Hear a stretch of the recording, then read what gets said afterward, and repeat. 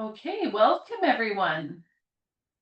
We're excited to be presenting this webinar on Beyond Statins, Lipid Management that Works, hosted by the Office of Lifelong Learning Physician Learning Program here at the University of Alberta. My name is Denise Campbell-Scherer, and I'm a family physician here in Edmonton and the Associate Dean for the Office of Lifelong Learning Physician Learning Program. Our office is committed to providing reliable updates and resources for clinicians, healthcare professionals, and everyone committed to providing the best clinical care for patients.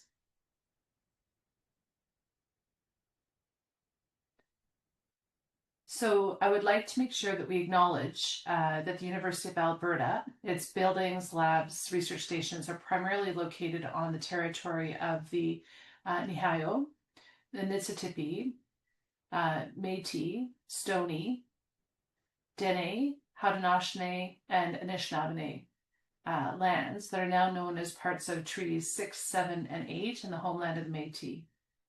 The University of Alberta respects the sovereignty, lands, histories, languages, knowledge systems, and cultures of all First Nations, Métis, and Inuit nations. So for a little bit of housekeeping for today, I just would like to highlight that if you have a question for Dr. Padwal, please use the Q&A feature of the webinar on the bottom of your screen. We'd ask that you have a look at what's already been asked and upvote questions you'd like to have answered. We cannot guarantee that Raj will be able to respond to all of your questions. A recording of the webinar will be sent via email to all of those who registered, together with our Pearls document with highlights from the session. Participants can claim CME credits and complete a personal development activity using the My Lifelong Learning Plan tool, which is free. For more information, you can scan that code here. MainPro Plus participants can also earn additional credits by completing a linking learning exercise in your MainPro portal. This activity has not been formally reviewed by the CFPC or the Royal College. However, it is eligible for non-certified credit as well. So today, I'm really pleased to be able to welcome my friend, Dr. Raj Padwal. Raj is a professor of medicine here at the University of Alberta, general internal medicine specialist, clinical pharmacologist, and clinical epidemiologist. And he's practicing at the K Edmonton Clinic and the Diamond Healthcare Center. His specialty focuses on hypertension, lipids, and cardiometabolic disease. He has received over $7 million in peer-reviewed funding from the Canadian Institutes for Health Research, Go Raj, Alberta Innovates, and the National Research Council of Canada Industrial Research Assistance Program in the fields of technology-assisted care and blood pressure measurement. And he's published over 300 peer-reviewed papers. Raj is the past chair of the Canadian Hypertension Education Program Guidelines and a member of the National and International Blood Pressure Guideline Committees. He's the past CEO of Millimeters Mercury, Inc., which focused on creating sustainable, scalable software platform solutions that enable best practice. And he's just had that company acquired in 2024. So thank you very much for your time and welcome everyone to this webinar. I'm going to turn it over to you, Raj. All right, great. Thank you, Denise. Hope you guys don't hear this background construction behind me. It's a pleasure to be here. Thank you for asking me to present. My big picture comment about this field is it's set to explode. Unfortunately, we're just maybe a year or two early with some of the really great innovations that are coming, but I still think it's important to set the stage and talk about lipids. As Denise mentioned, my disclosure, so most pertinent are that I do some industry-related stuff in point number 1. So I am going to focus on guideline concordant recommendations here. I don't know of another area where even the guidelines are so divergent. So I will tell you what I do in my practice.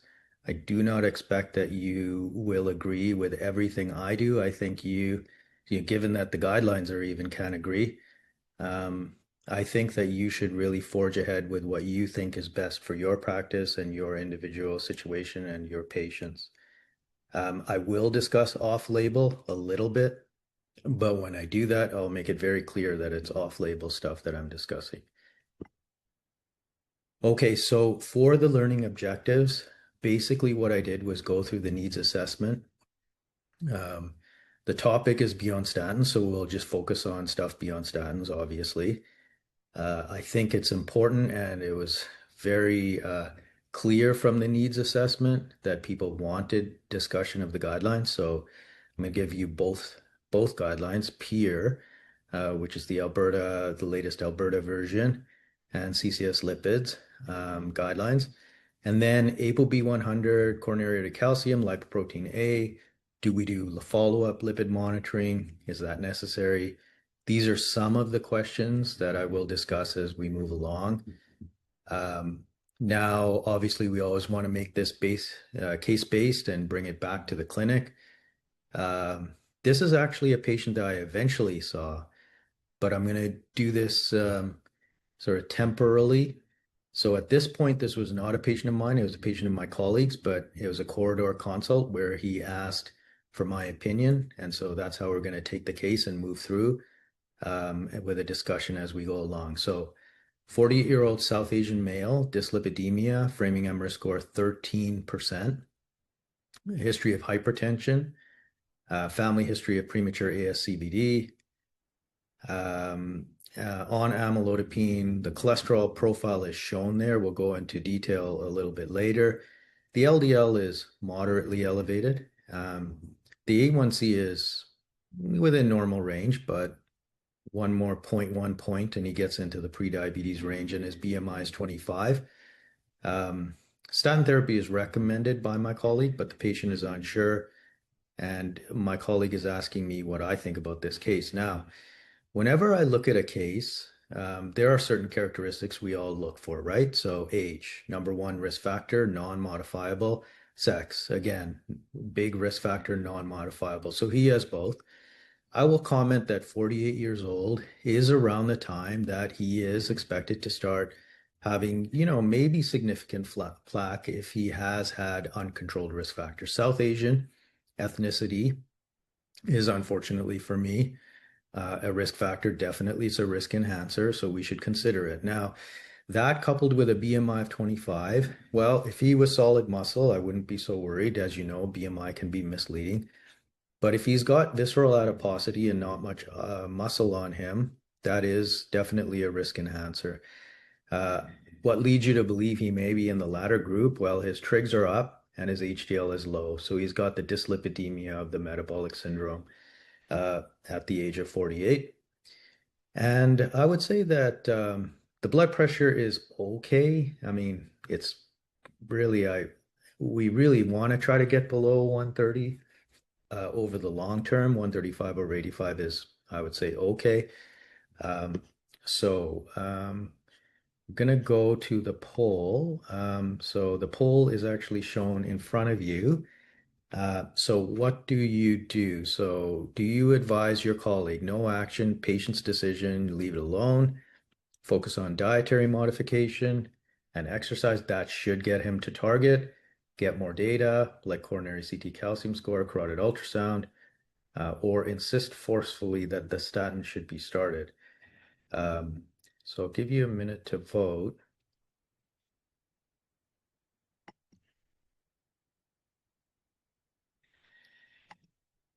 Oops.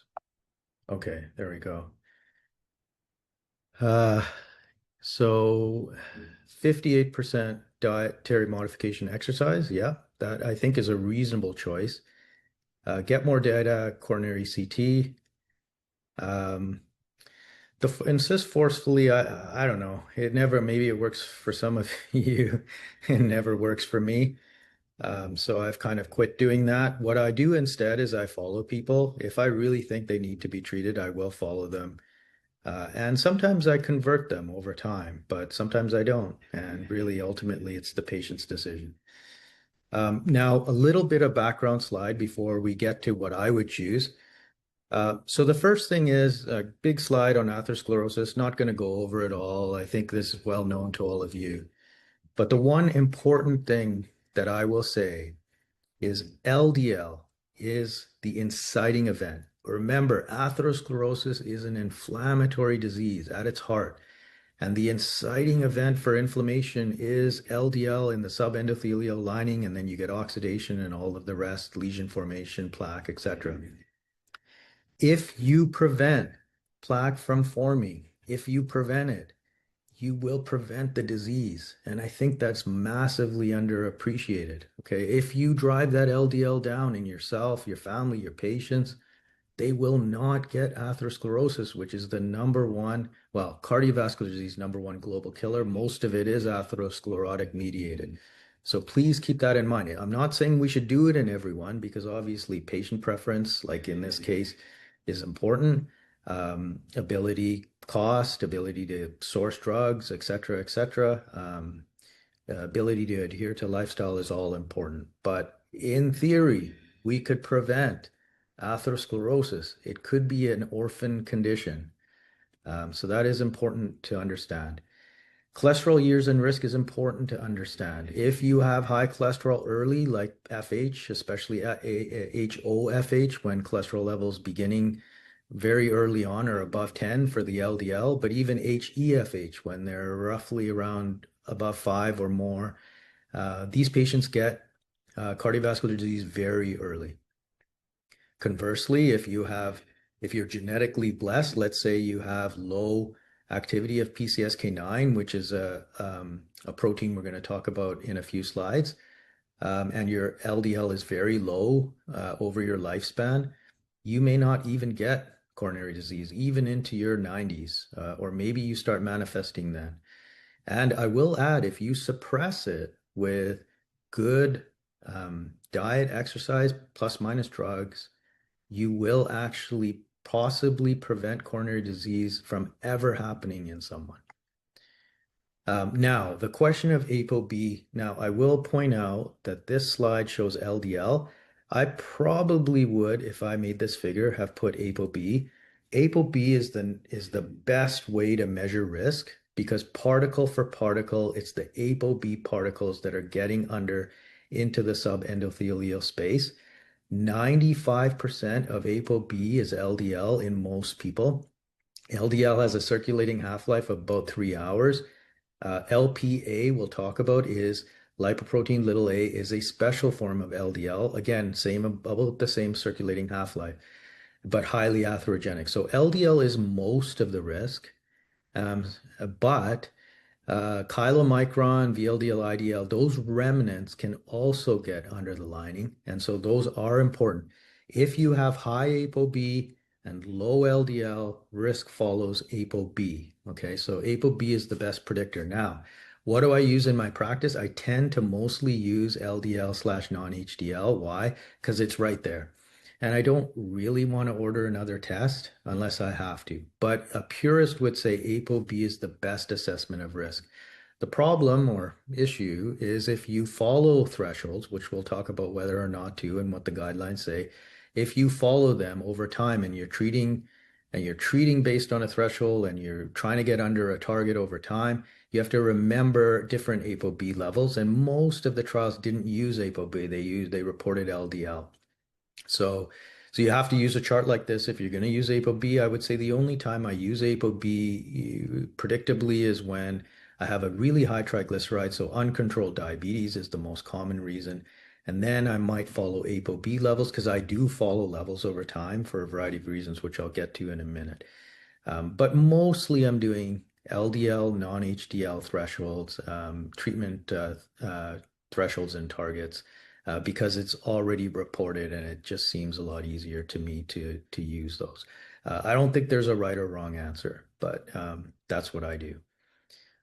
Couple more background slides and then we'll move on to the case. So I really truly do believe in the LDL hypothesis. Look, the LDL hypothesis based on the amalgamated data from randomized trials, Mendelian randomization, genetic studies, observational data, et cetera, some of the mutation type data, either with people having really low LDL or really high LDL.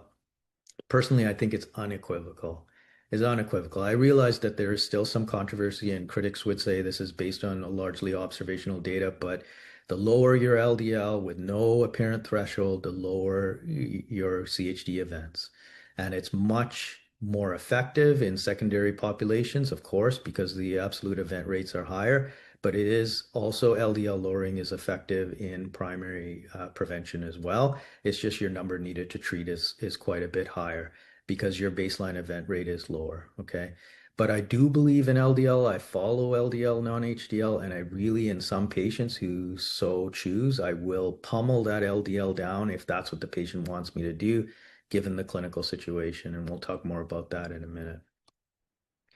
So the key point, just please remember we have the tools to really, really suppress plaque formation by lowering, and if you get rid of that in the subendothelial space or get low levels in your circulation, you will likely not form plaque. In fact, you may regress plaque that's already there. Okay, now let's get back to the clinical case. What would I do? Oh, I guess first of all, I want to talk about so no action patient's decision. I think it's an okay choice. I just there's a lot of reasons why this patient is high risk, right?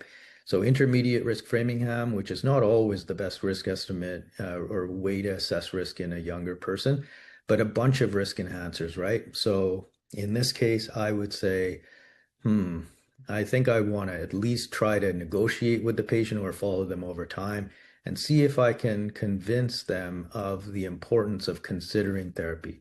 It's always ultimately the patient's decision, though. Dietary modification and exercise are enough to get to target. So I would say not really. And not to say that dietary modification and exercise aren't important. Of course they're important. Best diet is likely Mediterranean diet. That's what I recommend to most of my patients if they're so inclined. If you do a low cholesterol, high fiber diet, if you do all of the different things within a Mediterranean diet or a similar diet to reduce primarily, well, for health, but also a part of that health is reduction in cholesterol, you get about a 10% lowering. Now, if the diet is particularly crummy, then you will get more.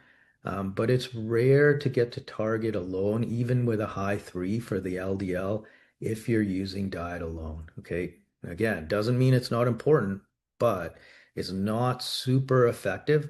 Part of the reason is LDL levels are largely genetically determined. It's really how your LDL, how your liver LDL receptors are working and how they're cleaning the blood of LDL. And that is largely genetic. So you can do diet, you should do diet, dietary modification, better nutrition, but it's not always going to get you where you need to. It's more effective for triglycerides, especially in the setting of visceral adiposity. So if this patient got fitter, got that belly down, his triglycerides would improve probably markedly. And we've all seen the great effects if people go on GLP agonists. I mean, there are obviously drawbacks to that as well, but we've all seen the great effects that can happen when people lose a profound amount of weight on triglycerides and metabolic syndrome profiles. So that one is more amenable, but LDL itself not as amenable. So that's what this key point 2 says. So what would I do? Okay, so I personally would get more data. Why? Because I find in these cases, getting more data converts a reticent patient who I think should really consider therapy to one that's interested in therapy and maybe even a little bit proactive. Now, what do the guidelines say? Okay, so I'm going to compare, I'm going to give you both. I'm going to give you the peer guidelines and I'm going to give you CCS guidelines. I do want to make a comment at the start. So these are a bunch of smart people wrote these peer guidelines. A bunch of smart people wrote these guidelines for CCS, and they say often divergent things, but I think they're coming from different places, right? So for the peer guideline, it's really about doing the most for your panel in the shortest amount of time. So efficient care with the presumption that you don't always have a lot of time to do extra stuff. And I fully understand that. And I think if you follow the peer guidelines, you're doing pretty good in terms of getting your panel the basic essentials in terms of getting these people treated.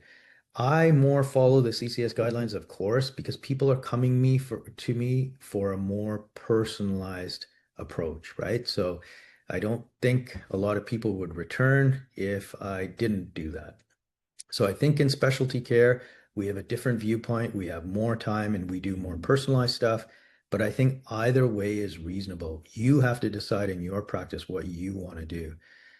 In my practice, in this case, I would align myself more here with the CCS guidelines, which basically say if you have an intermediate risk patient, consider getting more data. And one of the ways, probably the best way I would probably argue, maybe carotid ultrasound versus CAC screening. So CAC screening is a CT scan. It basically is a low amount of radiation, about 3 to 4 months of background radiation. It does not detect soft plaque. Okay. So the younger the patient, more likely they still have soft plaque. Okay. So you won't detect that. To detect that, you need a CT coronary angiogram. But I'm not often recommending them in asymptomatic patients. Sometimes I hear my cardiology colleagues are because they want to look for the soft plaque. But I think, I'm already getting triage for CT coronary calcium scores to 2027 when I order them, unless people want to do them privately. So I think CTCA would be a different ball game, and this patient is asymptomatic, so it's not really indicated. But in this case, the guidelines say consider it. Why? Because you may get a hint in terms of whether this patient should be managed more aggressively, and that may also be able to convince the patient that they should be on more aggressive therapy. I will note that they say don't do in high risk because in high risk, you're already going to treat. Don't do in low risk because you're likely not going to treat them. And don't do if they're receiving statin therapy because statin therapy can actually increase calcification. It's a plaque stabilizing phenomenon. We don't think it's detrimental, but it's hard to interpret the CAC score once they've been on statins. Now, the peer guidelines, they say we suggest against it, okay? And I think the point is reasonable. The point is that on a panel or population-wide level, in the studies, it doesn't improve risk reclassification sufficiently. So if you're trying to be efficient, then you're ordering these, you got to chase after them. Maybe it's not the best idea if you don't have a lot of time and you just want to get the bottom line done. I will point out there are some trials, though, that do show that doing the calcium scoring in randomized fashion, those patients do tend, or physicians do tend to be more aggressive in terms of risk factor management. So risk factors like blood pressure, LDL do improve if CAC scoring is done and patients and physicians know the result. Okay, so back to the case, a bit small. Hopefully you can see it. So in this case, a little bit unexpected, which is one of the reasons why I show this case. I did expect when I recommended to my colleague that he get the patient, if the patient agreed to do a CAC score. I didn't expect it to be this high, but it was 97th percentile. Now, why would it be? Well, he does have risk factors and risk enhancers, but it's still a little bit out of keeping unless that blood pressure wasn't well controlled, perhaps over time, which is a possibility. So in this case now, I think we all agree that this individual has what I would say is coronary risk equivalent. I mean, he's never had an event, but he has he has calcification across all three vessels. He's got coronary disease in every major vessel in the heart. I think he should be treated like a secondary prevention. Hopefully you agree. So that means the blood pressure needs to come down a little more. So I think I would add another agent, but also the primary risk factor, which is these lipids, need to be treated. So with that, the patient was actually willing to be treated. What would you recommend? So poll question number 2. Would you recommend statin and ezetimibe together, statin and check the LP little a level, or statin, ezetimibe, and check the LP little a level? So if we could trigger that poll.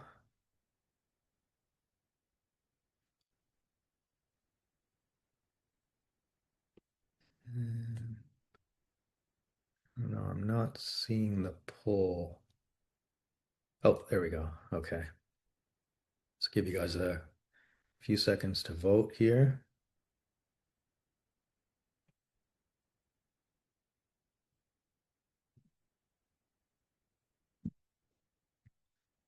All right. Um, okay. All right. Lots of controversy. I like it. So recommend a statin alone. Recommend statin and ezetimibe right off the bat. Statin and check LPA. Statin, ezetimibe, and check LPA. Wow, it's like evenly spread for those three. Um, I think you could ease. So I think these options one and three are reasonable. That's my opinion anyway. You may or may not agree. So recommend a statin. Well, I mean, it's the best drug, right? So hopefully we get a good response. His LDL is not super elevated. Maybe we can even drive it under 2 or 1.8, which would be great on monotherapy. I personally would get the LPA level. Why? Because I also am wondering why this person has extensive disease and maybe it's LPA related. South Asians have a higher risk of elevated LPA. It may have some implications for the rest of his family as well. Um, and then LPA drugs are coming, but granted, they're not here. So direct antagonists of LPA are coming, antisense oligonucleotides and other kinds of drugs, and they're coming next year. So in terms of, sorry, I shouldn't say that. The trials are going to be announced next year. They wouldn't come to Canada if positive for a while. We have to first see though if it is positive. So we'll talk about LPA now. LPA is a special kind of LDL. Okay. It's about a fifth to a tenth as common in the circulation as regular LDL, maybe even less in some people. It really depends on your genetics. Some people have a very elevated LPA level genetically. It's largely genetically determined. There are some other things that affect it a little bit, but it's mostly genetic. It's a very potent risk factor. Risk factor for aortic stenosis, so calcification of the aortic valve, and a risk factor for ASCVD. And the reason why it's got this apolipoA moiety that's bound to LDL with this disulfide bond. And this seems to be pro-inflammatory and highly susceptible to oxidation. And getting under that lining and starting that plaque formation or prothrombotic. When a plaque ruptures, maybe having high LPA is really detrimental. We're not sure, but it is a very, very potent risk enhancer. And so a lot of people suggest paying attention to it and treating the patient aggressively if their LPA levels are elevated. 20% of the population, so a huge amount, may have elevated LPA. So when you look at particle for particle and risk, LPA is about 6 times more potent in terms of atherogenesis than LDL. And remember, I talked about VLDL, IDL, and chylomicron remnants. Those are actually quite potent as well. But just keep in mind, LDL by far is the most common thing circulating and circulates for much longer, days as opposed to hours for remnant particles, for example. But overall, if you have a pathologic increase in LP little a or remnant particles, this may be driving risk in an individual person.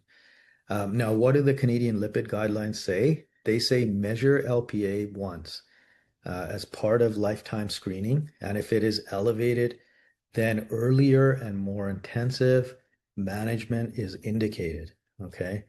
So kind of a complicated slide, just bear with me. Look at the x-axis here. That's the baseline risk. So baseline risk running from 5% a year, this is European, to 25%, so very high risk. And then on this z-axis here, LPA concentrations are increasing. Okay, so you can see how LPA modifies risk. In the highest risk individuals, the risk increases markedly. So the thought is get these people down by as much as you can in terms of their overall risk so that the LPA isn't having as much of a contribution to elevating risk. Now, a cynic might look at this and say, but come on, Raj, I mean, at the end of the day, we're going to manage risk aggressively in all our patients. And if you're doing that, I agree. Maybe you don't need to measure LPA. I will say in a similar fashion to coronary calcium scoring, if people know their LPA and the significance of the LPA, they actually seem to be more amenable to more aggressive therapy in my experience. So you could argue both sides of it. Now, when you look at the peer guidelines, again, they stop short of recommending LPA. Why? Because they don't have evidence that directly lowering LPA reduces CV events. And I think it's a great point. Fortunately, this lead trial of a compound called pelacarsen, which is an antisense oligonucleotide, reducing LPA levels by 80 to 90% with really minimal side effects. This trial is reporting next year. So we should know by next year whether or not this recommendation was prescient or the other recommendation, because really the final piece of causal information we need to know is the evidence that lowering LPA level reduces cardiovascular events. So for now, again, I can't give you a definitive. It's really what do you believe you should do in your practice? In my practice, I am measuring LPA if it's not already measured. In this case, the LPA was 45 nanomoles per liter, so it was not elevated. And I think we've talked about the controversy here, whether to measure or not. I think I could give you arguments on both sides. But in his case, he's around here, so his risk increase would be not material. 100 to 150 is where people kind of peg a reasonable increase in risk by about 25% or more.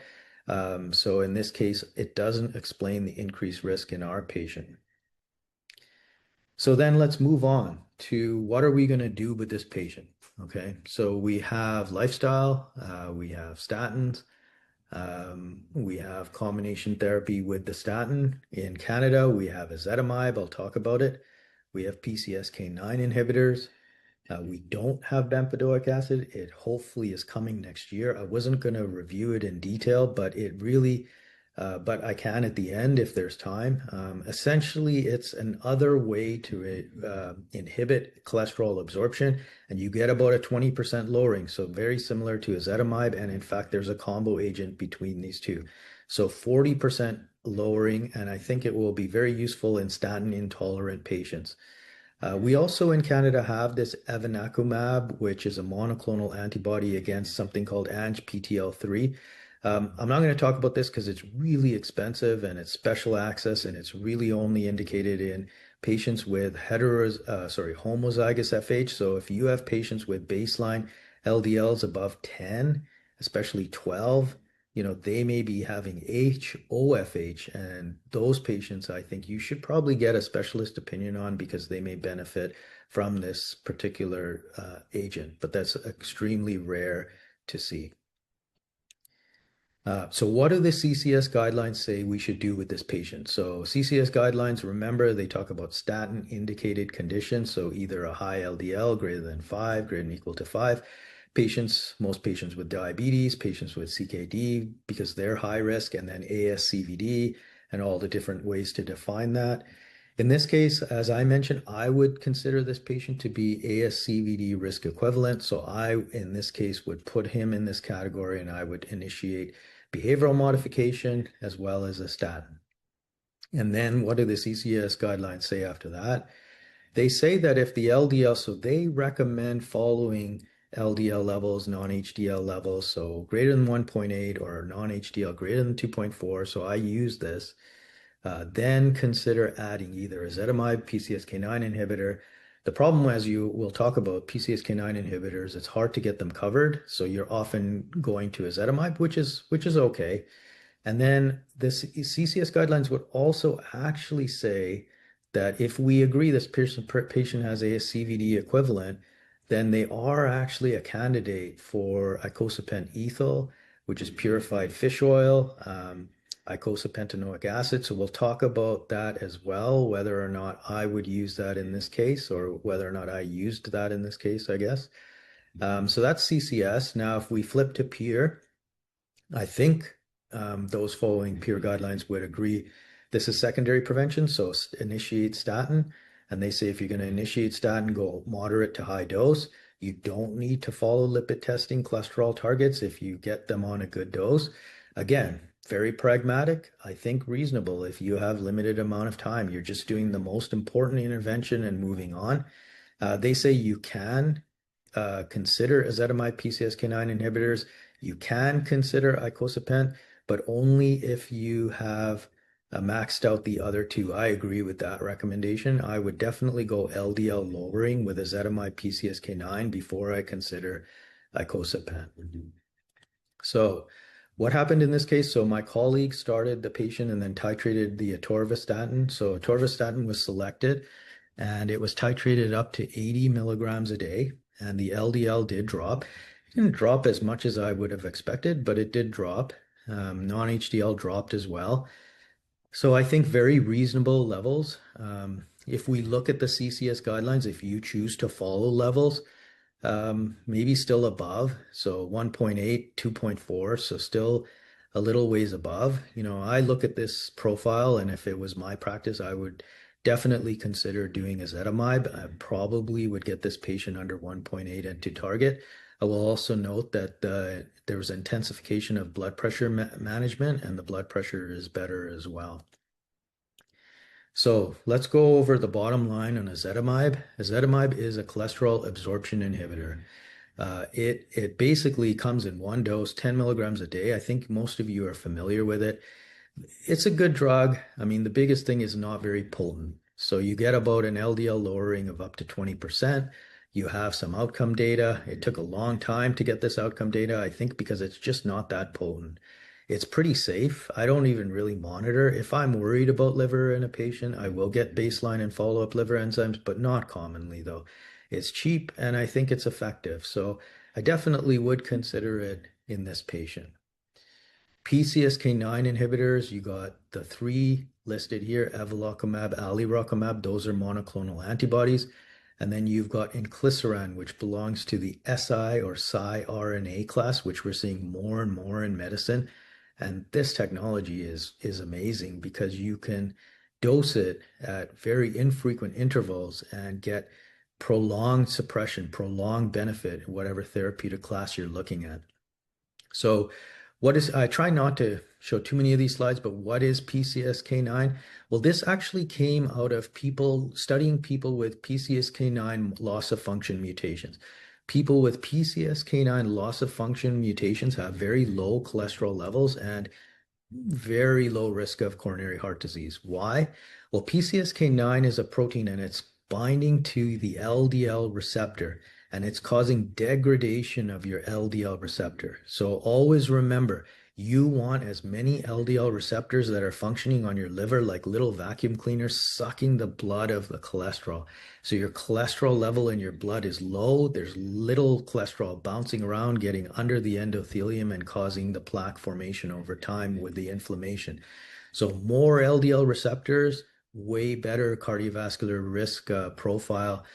So what do? You just bind up that PCSK9, you bind it up, get rid of it, and then you have more LDL receptors and you're cleaning the blood.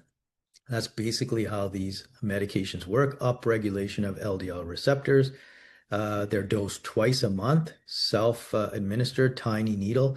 Very, very effective. So huge reductions in LDL, really almost no side effects. I mean, obviously, sometimes people have idiosyncratic ones, but extremely well tolerated in my experience. Problem, cost, and coverage. So they will be covered for familial hypercholesterolemia, but you have to go through the criteria, Simon Broom, Dutch Lipid, and you have to apply.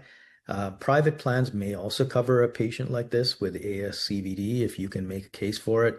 So this is probably the most common reason, this and statin intolerance, for referral to people like me, because people are not familiar with and don't really want the hassle of going through all the forms and applications, which is fair. Would I consider it and they have outcome data, and the outcome data is shown here, and it's good outcome data with good numbers needed to treat over a very short period of time, which I think is a testament to how profoundly effective they are at lowering LDL cholesterol. Now, would I use it in this case? It'd be hard to get covered. If he had private coverage and I could make a case for it, and I could get it covered, I would use it. I'd probably try ezetimibe first, though, in this patient. Inclisiran, I'm not going to go over this in detail, but essentially these siRNA, you're going to see them. You're already seeing them, I'm sure, in different specialties. Basically gets in, targeted towards hepatocytes, gets into the hepatocyte, binds the mRNA of PCSK9. So just another way of getting rid of PCSK9, causes degradation of PCSK9 mRNA, PCSK9 doesn't get synthesized. It's not interfering with the LDL receptor. More LDL receptors, more LDL cholesterol and remnant cholesterol uptake, et cetera, et cetera. Inclisiran does not have an outcome trial yet. It's due to report in 2027, so that should be kept in mind. It's a little less LDL lowering than the monoclonal antibodies. Why use it? Some patients elect to use it despite the lack of outcome trial because it is administered, once you get started on it, it's administered every 6 months. So baseline 3 months, every 6 months thereafter. It's a little cheaper if patients are paying out of pocket. So I would use inclisiran if I can't get the others covered and the patient is paying out of pocket, or if the patient is inclined to this Q6 month dosing. But in this patient, again, I would probably try ezetimibe first. Now, the other thing I did though, so at this point, the patient was referred to me because my colleague had retired, and so I was going through the case and I thought, you know what? I'm gonna flip to the most potent statin that I use most often, which is Rezuva. Remember, all of these are generic. Atorva is fine. I particularly would use it in chronic kidney disease, advanced kidney failure, because it's not renally excreted to any great extent. But I almost otherwise will use Rezuva because you just get a little bit more potency, and I'm someone who is treating to target. And so if you so choose, the numbers are better on Rezuva often, and even at very low dose. Some people would incidentally say, go to 10, maybe 20 of Rezuva, and then add ezetimibe because you get about a 45% reduction with only 5 of Rezuva, somewhere around 35 to 45. And then you get about a 6% reduction every time you're doubling the dose. But if you add ezetimibe and you believe in the LDL hypothesis and driving that down, you get about a 15 to 20% reduction rather than a 6% reduction by increasing the dose. Now, others would say, no, that's maybe not evidence-based. Get to a good dose, like moderate to high dose, like was used in the trials. You could argue it both ways. Personally, I do find sometimes patients don't like the idea of a higher dose of statin for whatever reason. You know, there's this sort of anti-statin movement, and so they like to hold at 10 or 20 and add ezetimibe. And if they do, that's fine. I'm happy to prescribe it that way as long as I'm getting that LDL down. So in this case, I actually flipped the patient to rosuvastatin, and the LDL came down nicely, maybe a little out of proportion. I don't know if he was fully adherent. Atorvastatin is a prodrug, though. It's got first-pass metabolism, so maybe there's all kinds of reasons why Rezuva maybe was more effective in him. I think I'm pretty happy with this now. I mean, he's not at 2.4 here, but he is under 1.8, and he looks pretty good. And, you know, he could work on trying to get this waist down so this triglyceride level comes down even more. So overall, a good result. So the key point number 3, use a potent statin. And then you have a lot of choices. Well, not a lot of choices, but you have 2 choices, and they are pretty effective. But for the PCSK9 inhibitors, the issue is always going to be cost and coverage. Icosapent ethyl, would we consider it? Well, his triglyceride is in the range. Um, I think it's okay. I don't use a lot of icosapent ethyl because number one, so it's purified icosapentaenoic acid, purified fish oil. The mechanism of CV benefit, not quite known. It does lower triglyceride and remnants. Maybe that is the mechanism, but the literature says it's not. So I'm a little confused by that. Has to be dosed twice a day. There is an increased risk of AFib, an increased risk of serious bleeding. It's very small, but it is increased, especially for the AFib, and it is often not covered. So patients have to pay out of pocket about $200 monthly. There is some initial savings for 3 months if you enroll them in the patient support. But overall, you know, I find a lot of patients who have to pay out of pocket are not interested in starting the icosapent. I think, you know, it's fine to use in this patient. Certainly, there is outcome trial data for icosapent, but there's no class effect. And then the mineral oil comparator in this study may have done harm, according to some criticism. And so at the end of the day, there's a lot of unclear things with icosapent. I wish there was a class effect. There's the atrial fibrillation risk. So I think ultimately I go over all of this with the patient and leave it up to them. If you're going to get icosapent covered, it's got very strict criteria. They have to have ASCVD, and they have to have these LDL levels between the range of 1 to 2.6 and trig levels between 1.7 and 5.6. So just a heads up there. And then the peer, I think I already covered this. I do use icosapent. Now, this is off-label. I do use it because it is a fairly potent triglyceride lowering. And so sometimes when I have a patient with uncontrolled trigs, and really this is about pancreatitis risk when their trigs are above 5.6 or especially above 10, and I've got them on the diet, I've got them on the low carb diet, potent statin like Rosuva. Sometimes I'm using fibrates because I'm trying to get their pancreatitis risk down. But icosapent can be used there off-label. Patient has to pay, won't get covered. That's probably the more common time I'm using icosapent rather than for CV prevention, the actual indication in the guidelines. Okay, I'm almost done. So last set of slides. So here we have a patient. Okay, so what I didn't tell you is the patient's actually a physician. And so that's relevant because we did discuss lower targets, which I do with all of my patients. But in this case, with the sort of background knowledge, he was in a better position to sort of consider things. Now, this I leave up to the patients. This is not something I tell patients to do or recommend patients do. I say, we can drive you lower if you believe that it's going to help you.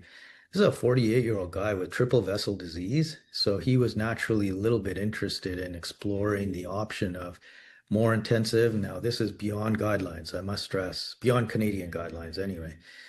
He sent me this article. I think it is a good read if you have some time. I know you guys don't have a lot of time, but this is a very compelling case for driving LDL cholesterol down with all of the data that we have. And we have a lot of data. Some quotes from the article.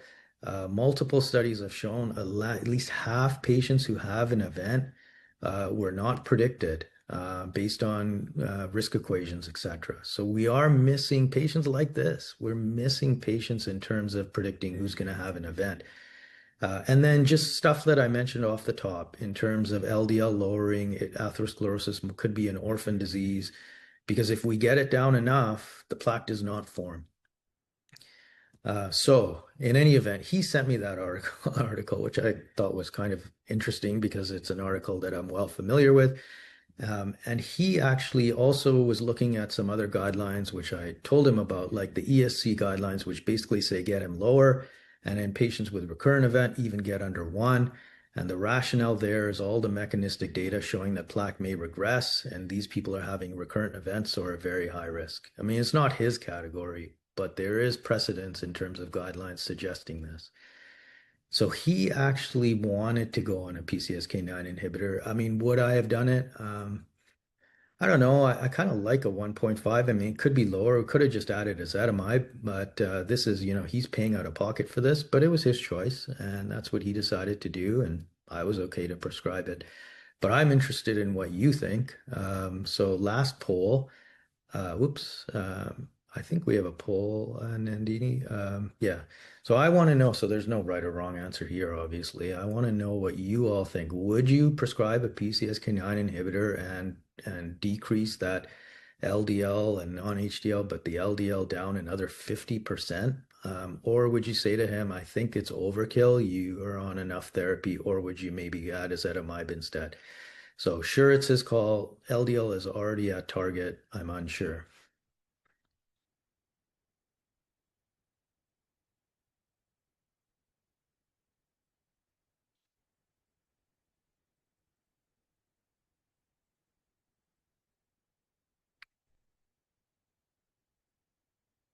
Sure, it's his call. Oh, I'm surprised. Okay, so nearly half agreed with what I would have done or what I did. So here's the just to finish off this case because I know we're at time and we want to leave time for questions. So has an interesting twist. So we did it, and for years, for 2 to 3 years, I had him suppressed. And at first, I was like, "Whoa, the LDL is undetectable. Are we sure we want to do this?" But then I went through the literature and I spoke to a bunch of colleagues across the country, and really, there's no evidence for risk anywhere, really. The biggest issue may be hemorrhagic stroke, no increase in risk in the Fourier trial, where it was driven down to maybe not zero point 0.5, but down to zero point 0.8. Also, there was a sub-study called Ebbinghaus where they did a lot of executive function cognitive assessment, and again, no signal for increased risk. So hopefully that bears out over time, because if it doesn't, I'm not going to feel great. But he continued on it. Now he asked me if he could repeat his coronary CT calcium, but I said no. I mean, he's already on a statin. I don't know. I wouldn't know how to interpret it really. But I did say, well, we could, he had, which I didn't show you, he had some plaque bilaterally in the carotid. So I said, well, I guess in theory we could repeat it. Now, three dimensional imaging of the carotids is the best to look at plaque, but we don't get that in routine clinical practice. We get the 2D. And so I wasn't really sure if it would have enough fidelity to show, but interestingly enough, what it showed was that he had substantial regression of plaque on the left and a little bit improvement on the right. So now, this is beyond guidelines. This is ultra aggressive approach, but I did want to show you the spectrum of what guidelines are suggesting and what patients want. And equally, I have many patients who choose not to be treated to balance out the guy that's asking to be treated aggressively. So then at the end, key points are here. I think we've gone over it, so I'm going to stop. I'll just say one last thing. So much is coming in this field. The bempedoic acid I mentioned. We can talk about it a little bit in the question if there's interest. LPA inhibitors and a whole bunch of even gene therapies coming. A single infusion, 50% drop in LDL 2 years out, no side effects, genetic modification, CRISPR-Cas19 therapy. Is it going to be ready for prime time? Maybe in a decade. Will people have to take medications lifelong? Maybe not. So we'll see how all of these pan out over time. I'll leave this slide up as we talk, and I'll bring as basically what we see in our clinic, and I'll send it over to you, Denise. Thanks a lot, Raj. Yeah, that's awesome. We'll make sure that that information goes out when we send everyone the email on with the recording on that last slide, Raj. So very briefly, guys, just want to for the folks who might want to do their personal QI projects. Just briefly, the Canadian Primary Care Sentinel Surveillance Network is a network of practice-based research networks across the country. Next slide. It pulls from your EMR and gives you pretty clean data on your panel. We work with NAPGRN from PLP. We've had a long-standing partnership with NAPGRN.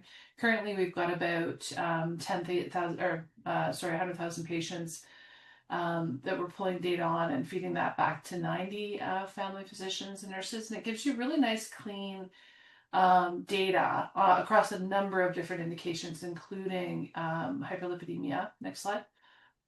So an example of the kind of report that you would get is like this, which just tells you what proportion of your patients with cardiovascular disease or diabetes are on a statin compared to your site and compared to the overall NAPGRN pool.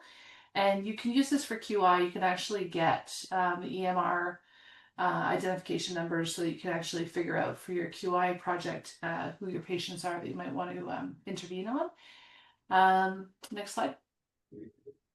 And so if you want to join NAPGRN, this is the email that you would email. It would be www.napgrin.ca/contact. And then you can get that data. And then the My Lifelong Learning Plan is something that we've created through the Office of Lifelong Learning that you can use to support your CPSA PPIP requirements. It's free. It can walk you through all three of the different requirements you need for standard of practice, personal learning, so professional development, and your QI. And you can get up to 24 credits for doing that. So you can get credits. You can use that for your PPIP. So just scan this, and this would be a great project. You could easily get your NAPGRN data and have your pre-post data. So I'm going to just pull it back to the questions.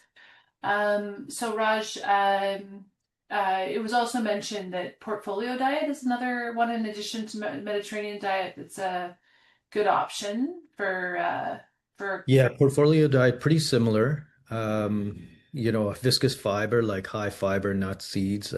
So I think overall portfolio diet very reasonable. I do Mediterranean because of the trial, Predimed and the Lyon heart. So it's got the hard evidence, but there's some controversy around the Predimed trial as well. But really, I mean, you get the plant-based viscous fiber, nuts and seeds, and you're interfering with cholesterol absorption as well. So I think it's very reasonable. awesome. There's a question here with regard to screening in folks who've got overweight or obesity, and doing that perhaps younger than we might otherwise. What's your thoughts on screening, Raj? Yeah, I mean, see, I have a different experience than you all. I'm very liberal in terms of ordering. I mean, I don't do the early screening because patients are coming to me with an issue, but I fully support earlier screening. I find earlier screening if someone has a risk factor because I find it's motivating. And if you're doing a screening just for the fact that showing the lipid profile and abnormal lipid profile to a patient and getting them motivated in terms of non-pharmacological and better health behaviors, I think I would do it. Okay. Alexandra has a great question around other kinds of risk factors like a history of gestational diabetes or HELP. How would you modify your risk assessments for those folks? Yeah, so Alexander, these are all risk enhancers, and I tried to show a case where there were multiple risk enhancers. Those are other risk enhancers that are very important. And so when you talk about risk enhancers, you're sort of doing your core Framingham and you're saying, okay, well, the core Framingham is maybe 8%, right? But it's only an estimate, remember, and it underestimates in young people. And then you look at all the risk enhancers and you may say, I may treat early. Now, of course, this is a conversation with the patient, and the patient needs to direct whether or not they are in agreement because they ultimately have to take the drug. But these risk enhancers are conversation pieces with the patient to see if they want to be managed more aggressively. That's how I use them. Hmm. Actually, related to that, Raj, I don't know if it's true, but what I had always been taught was that you double the Framingham risk in people from Southeast Asia. So would you? Yeah, I don't know, Denise. I mean, even like you double the Framingham risk for ethnicity, or you could double the Framingham risk for the family history. But the problem is then when you delve into the family history, which sometimes I do if I have time, then you learn that, okay, my father had an MI at the age of 55, but then you learn he was a chain smoker and all of these other things. And then you wonder, okay, is this really someone I should be doubling the risk in, right? So I think for me, I kind of I list the risk enhancers, and if I have getting multiple risk enhancers, then I'm saying to the patient, look, I would treat you earlier. If it was me, I would probably want to go on medication, even though your absolute risk is not quite at the threshold or is at the very edge of the threshold. But really, ultimately, it's also the patient is often in this world directing care, much more so than other fields that I see. Hmm. And that's related to a question that we have in here around, if you had a person with an elevated LPA who were low to moderate Framingham risk, should they be more aggressive with LDL targets to modify what we can do right now? And if so, how do you judge who should be treated? So they give an example of a 50-year-old woman with a low Framingham score, mildly elevated LPA, and a father with early ASCVD, LDL of 2.93. How would you target that? Yeah, I mean, should we treat to an LDL less than 2 is the question? I would. I would. But again, remember, it's always up to the patient, but I would recommend it. In this patient with multiple risk enhancers, I mean, I'm not sure what mildly elevated LPA is, but like say 150 or higher, I mean, fortunately, we're going to get an answer soon, but I think as of right now, what I'm doing in my patients is I'm offering them the choice to be treated. And in this case, LDL 2.9, you can start 10 of Rezuva. You can get them under if they have no side effects. Why not? If the patient's willing and interested, that's the key. Hmm. Yeah, and Anne has a great question here around sort of where we're at in access in primary care and capacity in terms of time.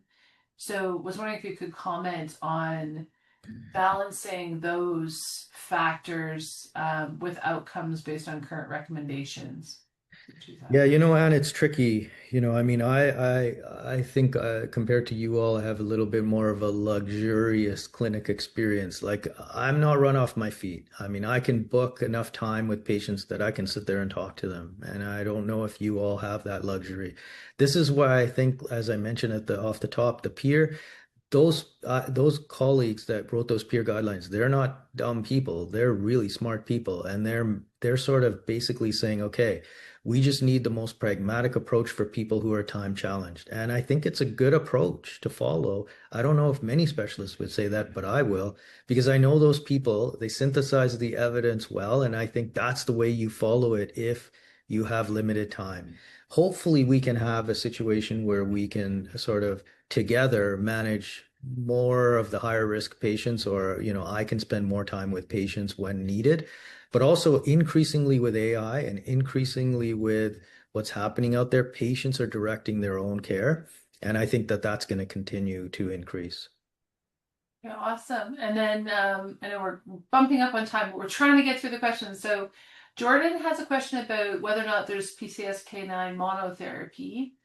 And PCSK9 monotherapy, Jordan, hard to get covered. There actually is now a primary prevention trial, Vesalius. Is evolocumab in high risk primary prevention, so it's not just secondary, but it just came out last week. Well, the top line press release came out last week. But I think PCSK9 monotherapy, if patient wants to pay out of pocket, I do it, but hard to get covered. and someone that is asking if there's an HDL raising drug on the horizon, or otherwise, my question, how do you raise HDL without drugs? Yeah, four have not panned out. The fifth is coming, obicetrapib, but it also markedly lowers LDL and remnants. Okay, so it does everything, raises HDL, lowers everything else. So it's looking great. We'll see. We'll see. We should have results coming in the next year or so. And then the bempedoic acid question. So bempedoic acid, bottom line, just like statins, it just in a more upstream fashion, it's an ATP citrate lyase inhibitor. It inhibits cholesterol absorption, acts almost the same way statins do, but doesn't cause myalgias because it doesn't get into the muscle. So statin intolerance will be the major place to use. And in combination with ezetimibe, you got a 40% lowering. So hopefully coming to Canada soon. There's only two major side effects of note. One is gout, elevated uric acid. One is elevated gallstones, and maybe small risk of tendon rupture. So don't use it in people with previous tendon rupture, but otherwise well-tolerated agent. Just not as effective as potent statins, but not bad. And Suchi wants to send you all of his patients from Yeah, Calgary. Can yeah, he? yeah. We see all across the province, so that's not a no, not an issue, Sukhjit. Awesome. Well, 102, and we got through all the questions. So thanks so much to everybody for participating. Thanks so much, Raj, for the awesome session. I think it was really amazing. So we will be sending everybody out the recording and the Pearls document, and we'll make sure that we send out that last slide, Raj, on some of those details that you provided that we zipped through. And if you want to join NACRN and be able to do your PPIP on this, just email the folks at NACRN. They'll sign you up, and you'll be able to do your QI projects. Awesome. All right. Thanks, everyone. Thank you, Raj.